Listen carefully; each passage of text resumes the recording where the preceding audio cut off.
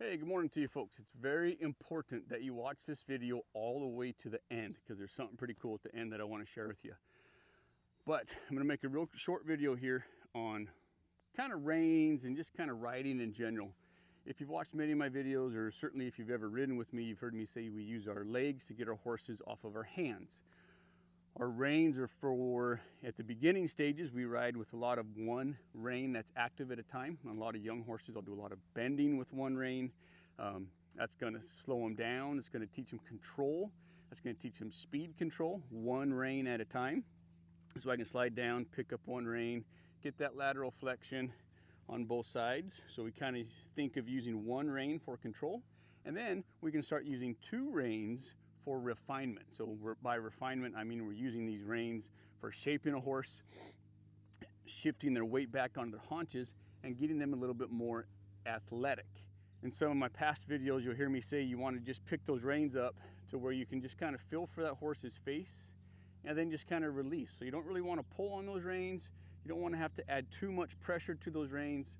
Those reins should just be for shaping that horse up, seeing if they'll follow your hand, shaping your horse up.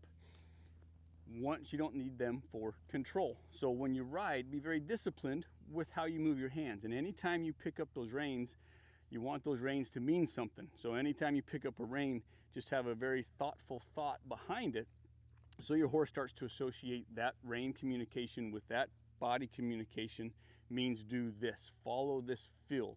I'm not trying to get my horses programmed to be push button. I'm trying to get my horses programmed so that they can follow the fill wherever that fill is applied, whatever I'm asking of this horse, that they'll do it for me, no matter what it is. And my goal, my ultimate goal, is always softness and lightness.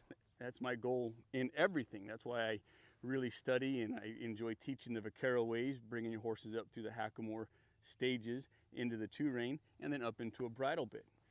Duke's wearing a spade today, and we're just going to kind of ride around. I'm just going to talk a little bit, and then at the end, remember to watch at the end because I want to show you something. I'm just seeing if I can't get a kind of a collected walk going, just kind of asking him to stay soft in my hands.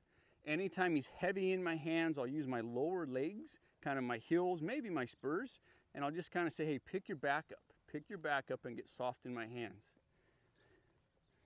When I ask him for a stop, I'll just simply take my legs off, maybe just close my fingers on my reins. There's my stop, and there's my backup.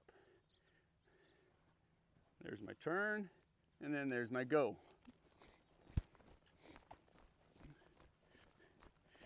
Depending on how I'm riding my horse, I can give him a lot of rein.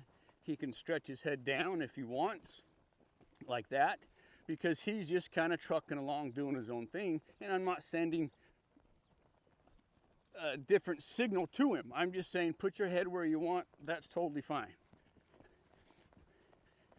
And then I can pick my reins up, and then I can start to send a signal down those reins, and I'll say, hey, follow that feel, follow that feeling that's coming down from those reins.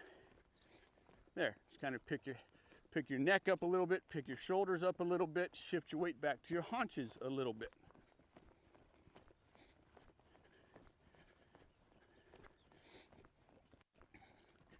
I can maintain this posture and maybe just do a little leg yield at the trot across the arena.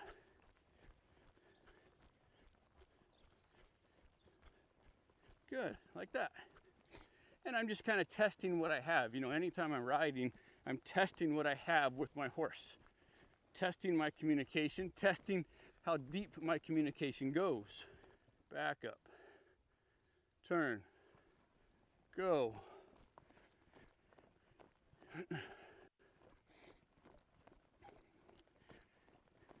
I'm going to ask this horse to give me a counter canter. So I'm going to ask him to get soft. I'm going to the left. I'm going to ask him for a right lead going to the left. Still asking him to stay soft in my hands.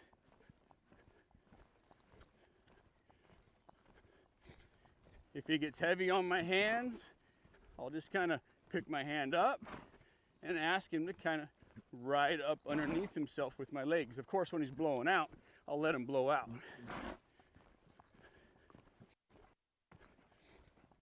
There he goes. Now I want a nice balanced canter.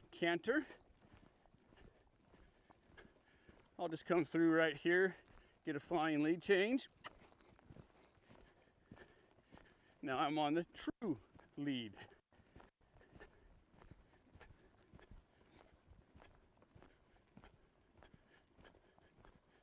Come over here. Change. I'm just like I'm working a cow.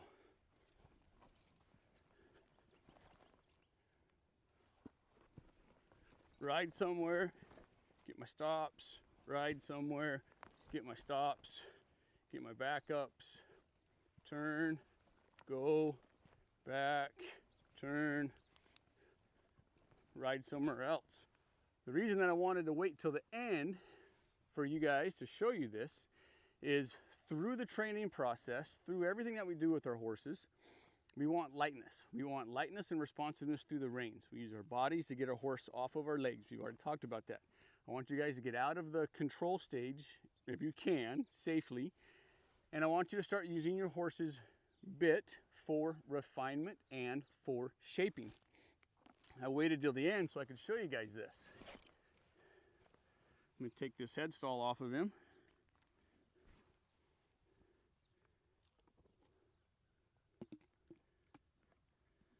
Because between my reins and between my rein chains, I have 7 strands of horsehair from his tail.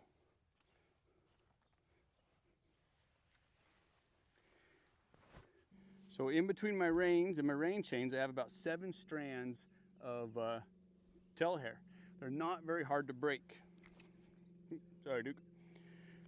So that just proves to me that I'm headed in the right direction, that I'm not using a bunch of pressure and force to communicate to my horse. I'm using signals. I'm keeping my horse between my reins and between my legs so that he can be as soft and supple as he can without using pressure. And the other thing that I want you guys to do is I want you to go home and I'm going to challenge you guys to see how soft and refined you can be with your horses. You can tie your reins up using, horsehair. I wouldn't probably start with just a couple of strands. I'd start with more than that so it's a little bit firmer. Or you could use the cotton string that we all have on our grain sacks that they use to tie the grain sacks up with. But I want you to go home and practice that, play with it. Probably start in a small area before you get into a big area, maybe a round pen and then the arena. So I hope you guys learned something. I hope I at least inspired you to reach a new level of softness and communication that you might not have with your horse.